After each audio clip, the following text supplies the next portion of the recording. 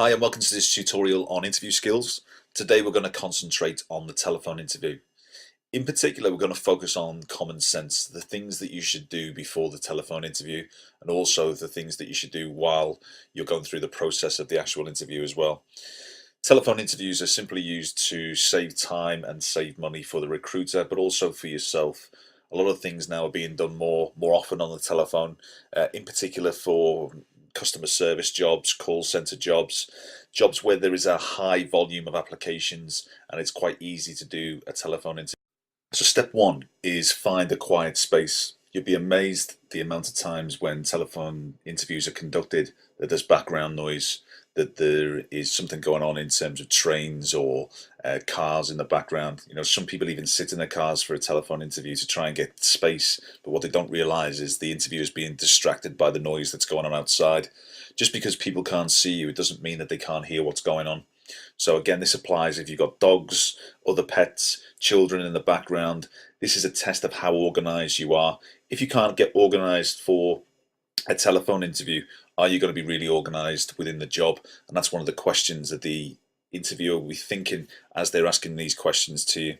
Not only it's a big distraction, and so you want somewhere that's quiet and somewhere that you can have a proper conversation, and obviously the objective is to get to the next stage of the recruitment process. So step two is that you need to make sure that obviously your battery's charged, that your phone is plugged in. Again, another mistake people make is they go, oh, my battery's running low, or even worse is the phone cuts out. Again, that's a really common sense thing that you need to be aware of. Make sure that before the night before or a few hours before that your phone is actually plugged in, there isn't the sufficient charge, and you are in an area of reception as well. Again, there's nothing worse that if the bars or the signal of your reception is poor and you just about make out the other person on the phone line. Again, it's not good, and the chances are that if that does happen, you're not going to be going through to the next stage. So again, it's just basic common sense preparation. Make sure the phone is plugged in, make sure that you're in an area of reception, and if you can't, or if your home does have problems with reception, use a landline. If you haven't got a landline, use a friend's home or family's home. Step three is have your CV ready with you. The employer is calling you based on the information that they've seen on that CV or application that you've filled in.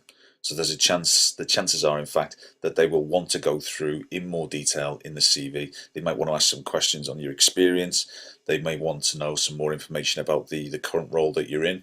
So have it ready. Again, there's nothing more embarrassing if an employer is going to ask you some questions on your CV and then you've got to go away and find it. It's just stressful for you. It's stressful for the other person because again, they're probably focused on trying to have 20 to 30 minutes with you because there are so many applications to get through, especially when conducting telephone interviews. So have that documentation with you, have your CV ready to go. And it's these basic little things that will make you stand out because you are more organized and there's a better chance that you are going to get through to the next stage. So step three, have your CV with you ready when you're about to receive the call. Step four is again about documentation. Whenever you start any job hunting process, you will want to have the person specification and the job description in front of you. Think of them as the answers to a test. They're saying exactly what is required or what is required from the employer. So for example, they might want somebody who's excellent at communication skills. They might want somebody who's got excellent customer service skills, somebody who can work under pressure, and they will spell that out for you within the job description. Therefore, when you look at that, you can prepare, you can think, well, if they're looking for that, what examples can I give them of where I've been successful in communication, if I've been successful in customer service? And if you bullet point your answers on a piece of paper, as I say, bullet point them, don't actually kind of write them out word for word as a script, but it's just, again, another simple step of being prepared. So step number four is make sure that you've read the person specification and the job description and you have them in front of you as well. Step five is just about preparing your answers. So as we just mentioned in step four, if you've got the job description and you've got the person specification, you've got a good idea as to what questions there's going to be asked. They're going to want to know why you want to work for them. They're also probably going to want to know your communication or customer service skills. Now that's an example if you were going for a customer service based role, which many telephone interviews are for. Again, there might be different examples of where you would have a telephone interview, but again, look at the job description, look at the person specification, and see what that person wants. Then what you do, as I say, step 5 is about formulating your answers. Just jot them on bullet points to kind of help stimulate your memory so that when you are asked the question, you can answer it sufficiently with examples. And the more examples, the more successes that you give, the better chance you've got of making it to the next stage. One further point to note that if you do struggle with those competency-based questions, in the description field in this video, there are links to how you specifically answer questions like, tell me about yourself, or why do you want to work here? What are your biggest strengths? So there's a whole host of tutorials as part of this channel which will help you. So don't get too stressed if you think, well, I don't know how to answer the questions, because there is extra help there for you. And the last little tip that I want to give is that when you answer the call, so when the organization contacts you, answer the call professionally. So for example, it might be, good afternoon, my name's James, how can I help you?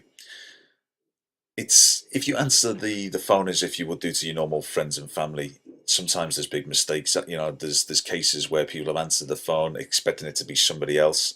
First impressions count. You don't want to get yourself off to a stressful start by thinking, oh no, this person's going to think bad of me because I've answered the phone wrong. Just be prepared. The chances are it's going to be off a withheld number or a number that you don't recognize. But make a positive first impression. Be polite. And last little thing is be passionate. Be really focused on getting the job and having a good call, and describe why you want the job. And when you are asked questions, answer with enthusiasm, answer with passion, because obviously the people can't see you, so passion counts. So all the very best and good luck with your telephone interviews. Just follow these simple steps, which again are common sense, but most people do miss them. So really, really important that you follow them.